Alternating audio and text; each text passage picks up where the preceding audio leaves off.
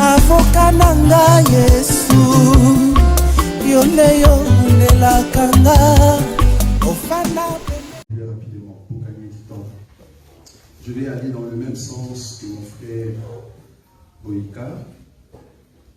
Je vais prendre le livre de 1 Corinthiens, un élément qui m'a inspiré, 1 Corinthiens chapitre 11. 1 Corinthiens chapitre 11, le verset 28. 1 Corinthiens chapitre 11, le verset 28. Oui.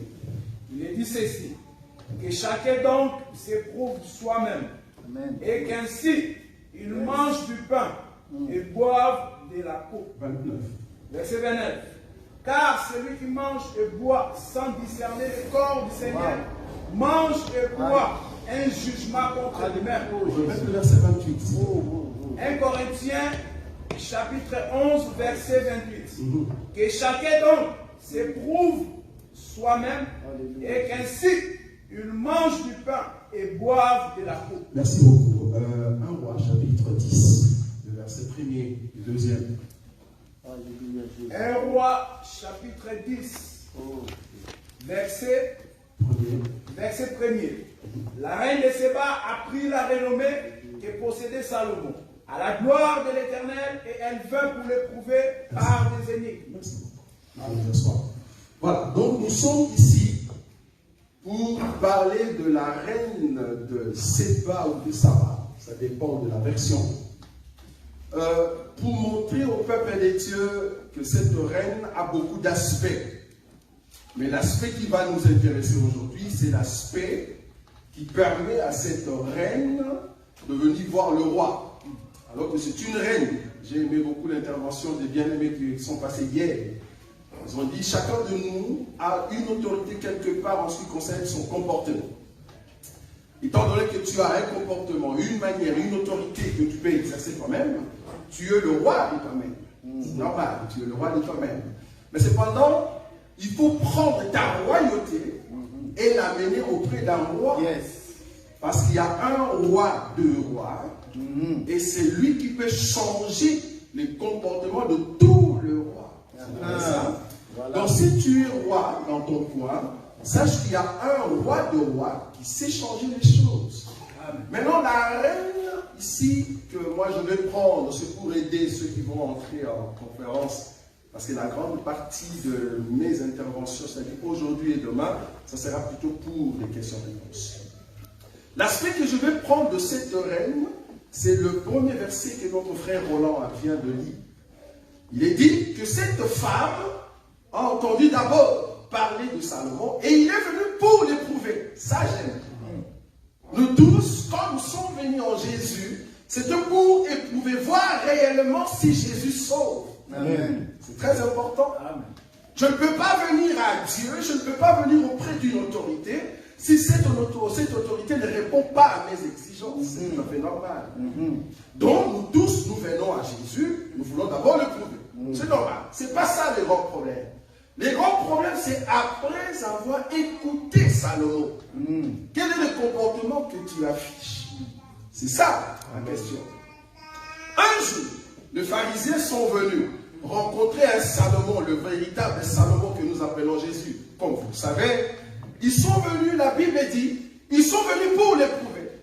C'était la même chose avec la reine de Séba. Ils sont venus pour éprouver Jésus. Ce n'est pas un péché d'éprouver le Seigneur pour savoir réellement s'il a la vérité, oui ou non.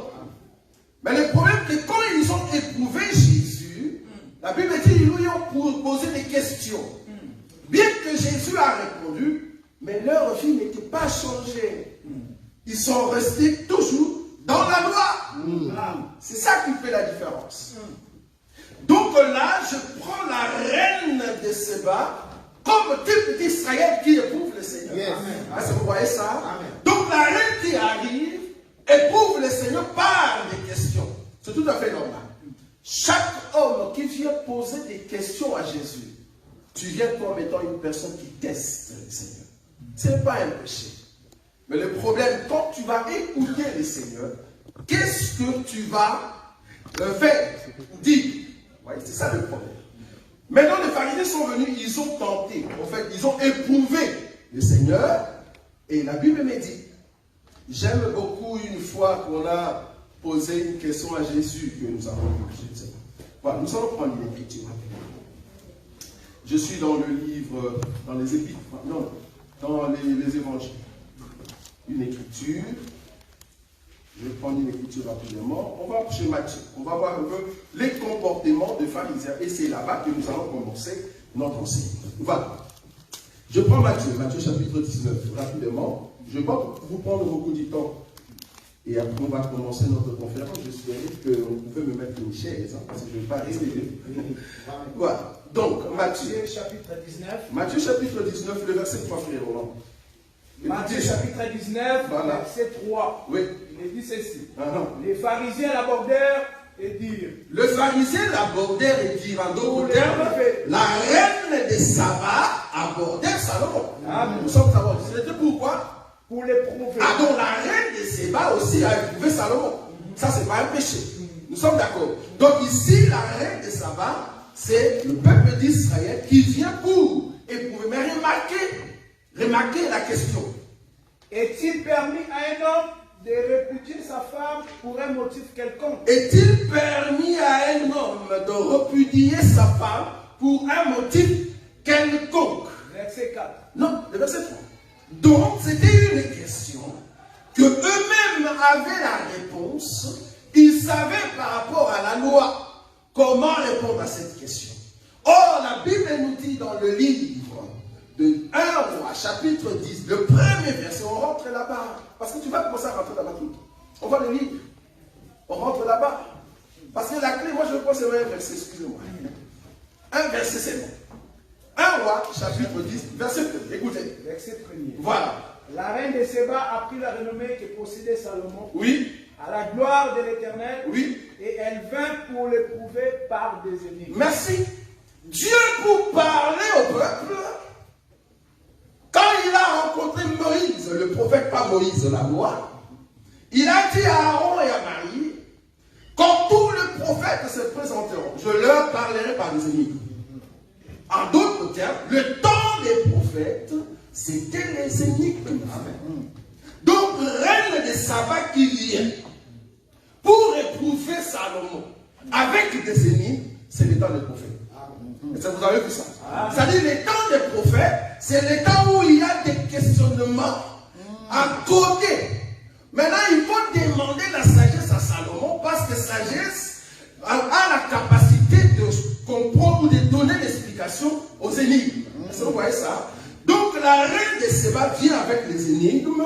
C'est le temps des prophètes où il y avait beaucoup de questions. Il faut venir maintenant auprès de Salomon pour trouver l'explication des énigmes. Parce que ici, nous sommes en train d'expliquer des énigmes. Et l'évangile que nous avons, c'est pour expliquer les énigmes. Est-ce que vous voyez ça? Parce qu'une personne qui n'a pas encore expliqué les énigmes, il n'a pas encore touché le cœur de la reine. Amen. Pour toucher le cœur de la reine, il faut expliquer les énigmes. Est-ce que vous voyez cela? Or, les pharisiens sont venus, ils ont commencé à éprouver le Seigneur. J'aime ça. Nous allons prendre une écriture. Remarquez les mêmes pharisiens. Je suis dans le livre de Jean. Jean chapitre 7. Jean chapitre 7. Jean chapitre 7, et c'est là-bas que nous allons terminer pour laisser la place aux questions. Jean chapitre 7, écoutez. Le verset 32. Voilà, tu as compris, merci frère. Jean chapitre 7, voilà. Le verset 32. Oui. Les pharisiens entendirent la foule murmurant. Frère, merci. Tu as compris. Le pharisien, ceux qui posent des questions, qui ont des énigmes, ils sont venus, ils ont commencé à poser des questions. Ils ont entendu les gens parler de Jésus. En d'autres termes, la reine des sabbats qui vient avec des énigmes, c'est les pharisiens entendirent la foule murmurant oui. de lui ces choses. Oui. Alors les principaux sacrificateurs et les pharisiens envoyèrent les huissiers oui. Pour les saisir. Merci. Donc les pharisiens maintenant, après avoir écouté ce que le peuple disait, après avoir écouté la renommée, vous voyez ça? La renommée de Salomon. Maintenant, ils envoyèrent des huissiers. Ils envoyèrent les huissiers pour aller voir. En d'autres termes, on a envoyé la reine de Saba. Après avoir écouté la renommée, la reine de Saba va voir un peu cet homme avec tous les énigmes qu'il est en train de donner. Ça, vous voyez ça? Maintenant, il faut que les huissiers arrivent. Quand les huissiers sont arrivés, qu'est-ce qui s'est passé? Le verset 45. Le verset 45. Le verset 45. Jean chapitre 7, le verset 45. Il est dit ceci. Oui. Ainsi, les huissiers retournèrent vers les principaux sacrificateurs et les pharisiens. Oui. Et ceux qui leur dirent, pourquoi ne l'avez-vous pas amené? 46. Les huissiers répondirent, jamais homme a parlé comme cet homme. Jamais homme n'a parlé comme cet homme. À d'autres termes, dans notre vie, tu peux t'asseoir, frère, parce que là je commence à monter. Dans notre vie, étant huissier, or comme vous le savez, les huissiers c'était de la famille de Lévi, ça vous savez. Amen. Parce que dans la famille de Lévi, il y avait plusieurs fonctions. Or, ces huissiers ici, c'est Lévi. Lévi qui a été envoyé par les sacrificateurs. Ça, vous voyez? C'est comme si c'est Aaron qui envoie Lévi. Vous voyez? Maintenant, Lévi est venu. Lévi a vu le Seigneur. Lévi a vu quoi? L'agneau de Dieu. Ils ont écouté l'agneau de Dieu prêcher. Ils sont rentrés pour dire non. Nous ne pouvons pas l'arrêter maintenant. Pourquoi? Parce que jamais un homme n'a parlé comme cet homme. Maintenant, qui était l'homme qui avait parlé avant? Amen. Pour que tu puisses comparer cet homme-là à cet homme que tu es en train d'écouter. Je suis en train de parler au cœur d'une personne. Tu as déjà écouté beaucoup d'évangiles, bien-aimés. Mais dans cet évangile, l'homme qui va te parler, jamais tu l'as écouté. Amen. C'est un évangile puissant. Un évangile qui te donne l'éclairage. Afin de comprendre réellement qui est Jésus. Amen. Jamais un homme n'a parlé comme cet homme. Ok. Oh, la loi dit ceci. Oh, Lévi. Quand tu entreras, là je monte. Quand tu entreras dans le territoire des Cananéens, quand tu vas posséder l'héritage, tu vas exiger au peuple la dîme. Cette dîme va être mangée la première année par le peuple, la deuxième année par le peuple, mais la troisième année, le peuple ne mangera pas cette dîme. Mais toi, Lévi, tu iras chercher la dîme et tu prendras la dîme des dîmes, tu l'amèneras à qui? Au sacrificateur. Ça, vous savez. Or, la dîme en question dans la révélation, qui devait être dans la maison d'Israël pendant 3 jours, c'est notre Seigneur Jésus, pour son ministère de 3 ans. Or, le huissier ici est en Lévi. Il est venu très tôt pour prendre la dîme. Ça, vous avez vu ça? Amen. Mais Jésus, la façon qu'il parlait, ce n'était pas encore les temps. Ils n'ont pas pu prendre la dîme. Mais un jour, après les 3 ans, la Bible dit, je vais le prendre. Je suis dans Jean chapitre 18. Jean chapitre 18. Oui, le verset 3 et 4 d'abord.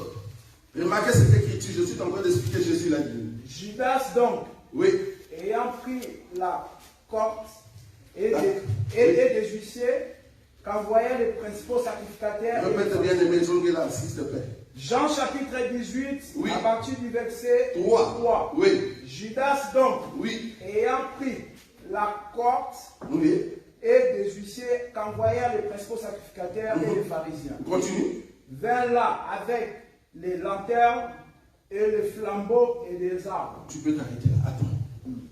Ici, nous voyons encore le huissier. Là-bas, nous avons vu aussi le huissier. Les huissiers sont venus pour chercher Jésus. Eux-mêmes, ce n'est pas Jésus qui a dit non, je ne viens pas. Non. Eux-mêmes, ils ont compris non. On ne peut pas prendre le Seigneur maintenant. Parce que jamais un homme n'a parlé comme cet homme. On les laisse encore les temps. Ils sont rentrés dire aux sacrificateurs, nous n'avons pas pu prendre le Seigneur qui est la dîme. Pourquoi? Parce que nous ne sommes pas encore à la 3e année. Mais à la fin de la 3e année, c'est ici. Ici maintenant, Judas vient encore avec le huissier. Le verset nous dit, Judas avec le code de l'huissier, ils sont venus pour prendre Jésus. Nous allons prendre le verset 8. Le verset 8. Oui, Jean chapitre 8, 18, le verset 8. Jean chapitre 18, le verset 8. Remarquez. Jésus répondit, oui. Je vous ai dit que c'est moi. Oui. Si donc c'est moi que vous cherchez, oui. Laissez aller ceci. Le verset 12. Verset 12. Oui. Il dit ceci. Oui. La corde, les tribuns et les huissiers des Juifs oui. se saisirent alors de Jésus et les lièrent. Merci. La corde, les tribuns et les huissiers des Juifs se saisirent alors de Jésus et les lièrent. Pourquoi ils n'ont pas laissé le Seigneur? Parce que c'est leur droit. À la 3e année, tu peux prendre la dîme étoile Lévi. Vous voyez ça? Amen. Ils l'ont arrêté. Mais ils l'ont amené où? Remarquez le verset 13. Je vais le lire rapidement. Le verset 13, la Bible dit, il l'a amené d'abord chez Anne, car il était quoi? Le beau-père de Caïn, qui était souverain sacrificateur. Quand tu prends la dîme, le 3e année, on l'amène chez le sacrificateur. Or, Jésus étant la dîme, il faut le prendre et l'amener. Amen. Si tu l'amènes pas, c'est-à-dire toi, Lévi, tu n'as pas donné la dîme. Ça vous voyez ça? Alors que le verset 8, Jésus répondit, je vous ai dit que c'est moi. Si donc c'est moi que vous cherchez. Ah, Lévi vient chercher quelque chose. Est-ce que vous voyez ça? Laissez aller ceci. Toi, Lévi, prends-moi la dîme, mais les 9 dixièmes, laisse-le partir. Est-ce que vous voyez ça? Donc ici, nous sommes en train d'expliquer que Lévite, le sacrificateur, ne peuvent pas, bien qu'ils ont éprouvé le Seigneur Jésus, avec des questions, mais leur cœur n'était pas prêt pour recevoir la parole. Mais quand est-ce qu'ils vont recevoir la parole? C'est à la 3e année. Ça, je n'ai pas d'interprétation. Mais qui va maintenant recevoir le Seigneur alors que Lévi ne peut pas? C'est ce que nous avons expliqué par rapport à la reine de Saba. Quand la reine de Saba est venue avec des questions, et quand il a maintenant écouté Salomon, la Bible dit, elle a cru. Est-ce que vous avez vu ce verset-là? Nous allons le lire. Remarquez le verset, je vais prendre le verset 6. Un roi vrai volonté. Un roi chapitre 10. Voilà le verset 6. Le verset 6, oui. Il dit ceci. Oui. Hors d'elle-même, oui. Elle dit au roi, c'était donc vrai. Voilà. Ce que j'ai appris dans mon pays, au sujet de ta position. Écoutez, c'est la sagesse. Verset 7. Je ne les croyais pas. Merci, tu peux t'asseoir. Je ne croyais pas. Au fait, je suis venu t'éprouver. C'est normal. Mais la deuxième partie pour être sauvé, quand tu viens éprouver le Seigneur, si tu ne croyais pas, quoi? Amen. Vous voyez ça? Amen. Parce que la reine de Saba, elle n'avait pas cru. Mais quand elle a entendu le Seigneur, elle a cru. Mais qu'est-ce qu'elle a entendu? C'est ça la question. Est-ce qu'elle a entendu de fausseté? Non. Elle a entendu des questions qu'elle avait. Et elle a posé ça à Salomon. Et Salomon a répondu selon la sagesse. Est-ce que vous voyez ça? C'est ce que nous voulons faire aujourd'hui. Si seulement vous êtes venus pour poser des questions à la parole qui est Jésus, parce que nous croyons que la parole, la totalité de la parole, c'est Jésus. Amen. Venez avec l'esprit de prouver le Seigneur, c'est bien, mais ayez d'un côté la pensée de croire à la vérité quand on vous montre la vérité. Alléluia. C'est-à-dire que tu ne peux pas éprouver le Seigneur et que le Seigneur te donne la vérité.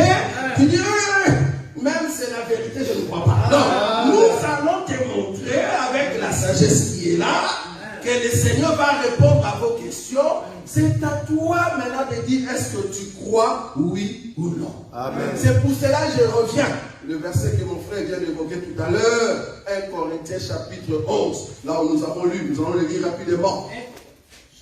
Là où nous avons lu tout à l'heure, 1 Corinthiens chapitre 11, oui, le verset 28. Voilà. Que chacun donc s'éprouve soi-même. Que chacun se prouve soi-même. Au lieu d'éprouver le Seigneur, éprouvez-vous vous-même. Continue, frère. Et qu'ainsi, il mange du pain et boive de la coupe. Nous sommes en train de déchirer maintenant le pain. Oh, quand le pain est déchiré, c'est le sang qui sort. Toute personne qui mange le pain et qui boit le sang de Jésus, en d'autres termes, toute personne qui écoute la lettre et l'explication de la lettre, si tu ne discernes pas le corps du Seigneur, c'est pour cela qu'il y a des infirmités parmi vous. Amen. C'est pour cela qu'il y a des infirmités parmi vous. Amen. Quand tu vois quelqu'un qui boit, je ne parle pas de physique, hein? Nous sommes dans la relation. Quand quelqu'un boit dans sa vie spirituelle, c'est parce que quelque part tu n'as pas discerné les corps et les sangs. Amen. Si tu es mort spirituellement, c'est parce que tu n'as pas discerné les corps et les sangs. Nous voulons maintenant discerner ensemble la parole de Dieu. Amen. Amen. Est-ce que vous êtes prêts? Amen. Nous acclamons le Seigneur.